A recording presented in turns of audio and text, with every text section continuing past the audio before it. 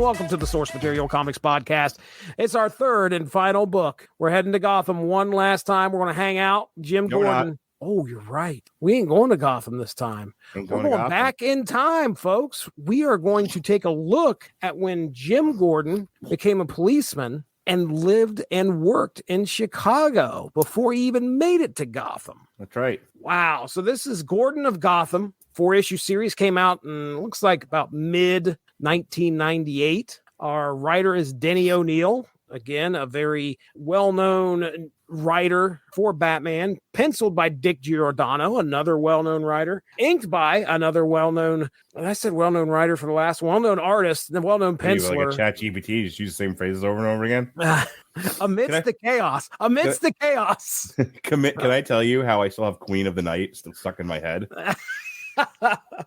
Oh man, I had Jess going through my head all day today. My back needs a scratching. Will you please rub my neck? Oh Jess. Yes, Queen of the Night. What a great song. You know what's funny? I actually got the next day, Sarah asked me, she was just like, is that about Jackie? No. And she's like, it could be though. And I'm like, I suppose not. Yes, inked by Klaus Janson. Again, another artist we just talked about recently in these three books. Lettered by Clem Robbins and colored by Pamela Rambeau. That's right, Pamela Rambeau. So this is a tale that takes place in the past. I'm going to go ahead and jump into the synopsis here first, and then we'll talk about this book because we learn a lot about Jim Gordon and his motivations, I would say, in this story. High above Chicago. No, sorry. Gotham City. I know it's not taking place there. Bear with me. We open this book. Under the cloak of darkness, Jim Gordon stands alone on a desolate rooftop beside the legendary Batman. As the chilling wind rustles his cape, Gordon's mind drifts back. Why are you wearing a cape? You inspire me. Fucking chat GPT, damn it. Gordon's mind drifts back to a pivotal chapter of his life, a tale that unfolded during his early days as a cop. Jim, why are you wearing a cape? Because I'm fabulous. Yeah, I'm just working it, Batman. Come on, man. Sachet, Shantae. What are you doing, Gordon? You're taking this a little too far. Gordon of Gotham, thank you for everything, Julie Newmar. Yes. As a cop in the gritty streets of Chicago, the reminiscence begins with a bizarre incident involving a hippie's van colliding with a police vehicle driven by Sergeant Davidson, a colleague of Gordon's. In a moment of moral clarity, Gordon intervenes to rescue the hippie from his fellow officer's aggression, setting off a chain of events that would alter the course of his career. Returning home to his wife, Barbara, Gordon grapples with the strain of long working hours and the heartbreaking revelation that she is not pregnant. Little does he know, the threads of corruption are weaving a dangerous web around him. Sergeant Davidson, disgruntled by Gordon's interference, complains to Captain Bernie Ford, unwittingly revealing their involvement in illicit activities. In an attempt to rid themselves of Gordon, Ford plots to transfer him to the projects. However, fate intervenes when Gordon stumbles upon a diner robbery, risking life and limb to save a young hostage. Despite taking a bullet in the shoulder, Gordon emerges a local hero, thwarting Ford's scheme for reassignment. As accolades and criticism intertwine, Gordon's life takes a dark turn when he becomes the target of Davidson's murderous intentions. A mysterious savior known as Cuchulain. That's what I'm going to go with. Cuchulain. The yellow Ford.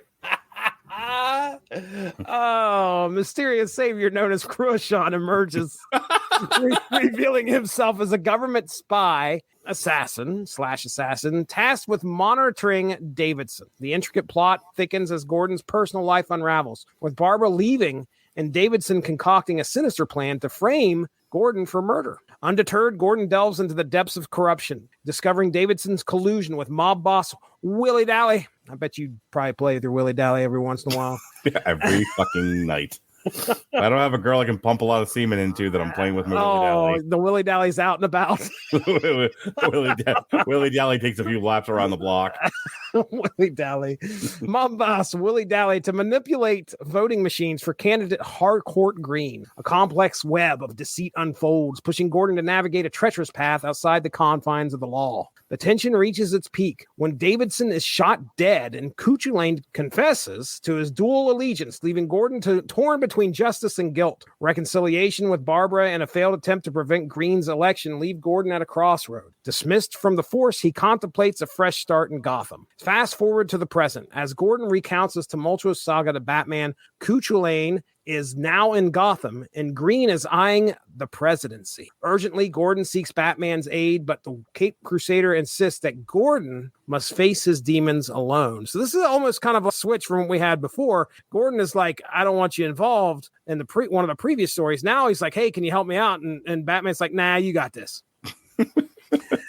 With determination, Gordon reaches out to his daughter Oracle and pieces together Green's sinister plan to orchestrate an assassination for political gain. Rushing to the scene, he confronts Cuchulain in a desperate bid to stop the impending tragedy. The rooftop showdown ensues, a gripping clash of ideals and justice. Cuchulain, initially holding the upper hand, experiences a moment of moral reckoning and actually saves Gordon from a perilous fall. In a brutal confrontation, Gordon finally overcomes his nemesis, bringing closure to a long-standing vendetta. Down on the streets, Gordon races to warn Mrs. Green before her speech, exposing her husband's heinous plot. Redemption courses through his veins as he rights the wrongs of the past, concluding a saga that tested his principles and resilience. In the end, Gordon stands tall, having faced the shadows within and outside. As Gotham's fate hangs in the balance, the echoes of his past reverberate, leaving a legacy of redemption in the city's story's history.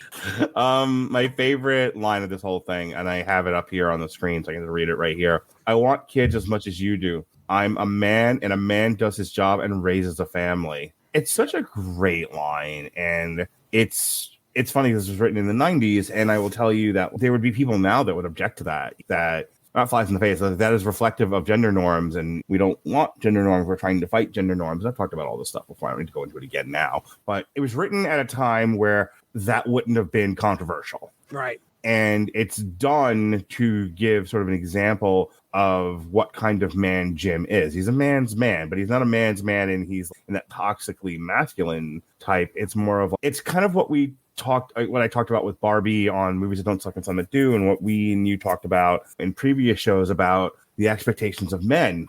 Men take care of their families. Men go to work. Men are responsible. Men are sort of the glue that kind of holds things together, and sort of where we're really struggling with that now. But back in the 90s and for decades earlier, that was it. It's funny. I was talking to my girlfriend today, and I was talking about how a lot of guys just that they don't know how to act now. You have a problem. So Jesse went on his show and was just like, everything that I've ever done with Mark is terrible, but all the stuff I do with Evan is awesome. Right? That's what he said. That's what he said on the show. And check out the year-end reflections there. That apparently encapsulates everything right there. Jesse was just like, I love and want to marry Dean Compton, but however, Mark, I have almost no use for. That's what he said, and that hurt my feelings. I like one show. That's all we've ever done, and it hasn't even aired yet. That's right. I believe you just it was as far as shows with Mark goes, it was fine, but I wouldn't listen to it if I were you. Anyway, it hurt my feelings. And a lot of guys now wouldn't have come to you and said anything. Right. They wouldn't have confronted you about it and said, I don't really feel like that was a very nice thing to say. They would have handled it in a way that is less than masculine. And it's frustrating because I deal with a lot of men like that in my personal life, hint, hint. And just like, instead of coming to me and talking to me and working things through like men should do, it's a lot of hiding behind women, getting women to fight his battles for him, that sort of thing. Just hiding in general. It's like, that's no way to behave. Here we have Jim Gordon, who's like a paragon. It's one of the reasons why I like the story so much. Jim Gordon's like a paragon of proper men's behavior. He's fighting the good fight. He's doing things by the book. He's standing up for what's right, despite the fact that he's mired in corruption. And the decisions that he makes are not always easy. And there's a couple of times like he lets the assassin go. He knows that he's between a rock and a hard place, and he makes what he deems to be the less worse choice. Right. And I can definitely sympathize that with his character. The stuff with his wife. Jesse, every time he goes down to do a podcast, Mindy files for divorce. And he has to go back upstairs. It's like it's a long process to file for divorce. So he stops her every time. Mindy, let's go watch Everyone Loves Raymond. You'll be fine. I'll make you something to eat. Come on. And I'll rub your feet. Whatever it is you do with her. That's perfect. But that's a thing men and women struggle with. We talked about women fantasize about getting the attention they think they deserve because they're such wonderful people. And this is going to be audio later. No one's ever going to see this, but I totally rolled my... No one will have any idea that your eyes rolled off of the screen and rolled down a hill and nearly crushed Indiana Jones. But for women, and I'm gonna take up for the women, and I'm taking up for Barbara in this book, because Jim's like, I'm fighting the good fight. My job is not a 9-to-5 job. I don't work banker's hours. I'm a cop, and crime does not take time off. And sometimes in order to catch the bad guys, I have to work long, odd hours. And she's like, and she's like, and he's coming from the standpoint of view, it's certainly one I can sympathize with. I am doing all the things that a man should do to take care of his family. That's where that line comes from. The line that I just read, I want kids as much as you do. I'm a man, and a man does his job and raises a family, or he's nothing. That line comes from an argument they're having that goes something like, why aren't you home more? And he's like, because my job requires me to not be home. And she's like, okay, but I entered into this marriage too. And I think this is something as married men, past or present, we can all identify with. We as men spend a lot of time outside the home because we're doing the good work of working and taking care of our families. And the women are like, I entered into this to have a partner who is present. And you are not here. It reminds me of a TikTok that I see of a woman cheats on a guy with a guy that has no job. And he's like, well, he was there for me. Yeah, he's a fuck no shit. He was there for you. He didn't have anywhere else to go. Even in my own life, not to get too personal, but I've always had hobbies and friends and things to do and places to go. And I took great pride in taking my kids out. And the frustrating thing about that was the reaction I got from my ex-wife was like, I want to be with somebody who's going to body double me. So she has a guy who the only thing he does is work. And the rest of the time he's attached to her hip like a dog. But that's the thing, is like, her need for that is not uncommon. So I go back to Barbara in this book, and Barbara's alone in this house with no children. They're unable to have children, which is stressful, because just as when men can't provide, they feel less manly. When women can't bear children, they feel less womanly many times. Right. And so they can't have kids. He's always gone, and she's lonely in this house. Nothing destroys a marriage like loneliness. And that's the struggle that they're having in this book. And if nothing else in this entire trade paperback of the collection of 3 stories that we've been talking about rang out to me, it was that. The cop stuff, the action stuff, it's all fine. It's all good. We've talked about it. But as far as what did I relate to, I related to that whole argument between the two of them. And she leaves. She fucking leaves them. She goes to her sisters. Goes to her sisters. And then he's like, when are you coming home? And she's like, when I decide whether or not I want to be with you or not. Right. Which you might think, with all the stuff I've been through, I would be quick to take Gordon's side. No, I'm on the wife's side on this. He's not thinking about her needs and her wants. The expectation was that she'll do the wifely things and she'll do them in isolation if that's what needs to happen. Mm-hmm. And she's like, I'm not. I didn't sign on for this. I signed on for a partnership, not to be home alone in a house all the time when you may or may not come home. Right. That's bullshit. And he's a young male cop in the 90s. He doesn't know fucking how to deal with her or how to understand her or how to communicate with her in an effective way. So when he's like, when are you coming home? And she's like, when I figure out if I want to be here or not. He's like legitimately befuddled by that. It's a great piece of little human drama. And it was probably way too much comic for most people who read it. I could tell that Jim was in trouble when he walked in the house and he goes, is there anything to eat? And she looks over and says, there was pot roast, but I threw it out. And I'm like, oh, shit. And he's like, I'll just make peanut butter. And she's like, is that what you want? Yeah. She wanted him to say, I'm sorry. Will you please make me something? Right.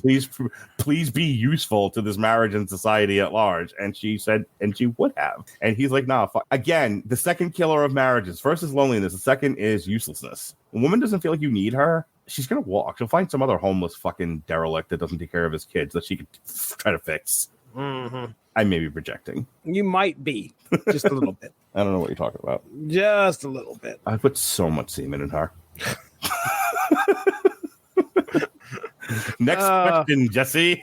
Look, we had 2 common themes throughout these 3 episodes. Batman making 1 appearance and then leaving, and then Mark putting lots of semen into ladies. I had a good weekend. That's good. That's real good. Jesse, aren't you happy to see me smile? Oh, when I see you smile, I can taste the world. I can taste the world. Oh, whoa. I can do anything. All right. When I see Jesse smile. Something. I don't know what that.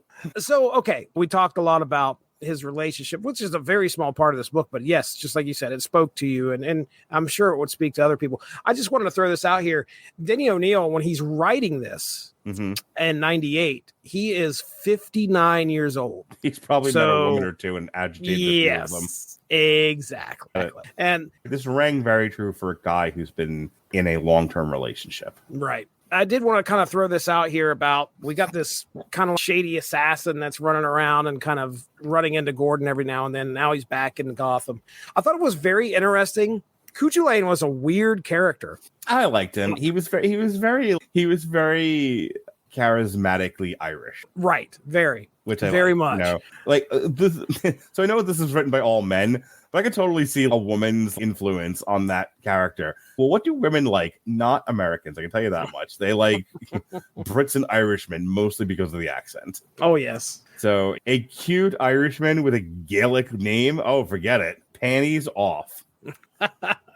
He had this weird sense of honor, too, because Gordon shows up at the end to stop him, and Gordon's hanging from the side of a roof, and Cuchulain's, oh, okay, look, he extends a hand and brings him up. Gordon could have been dead.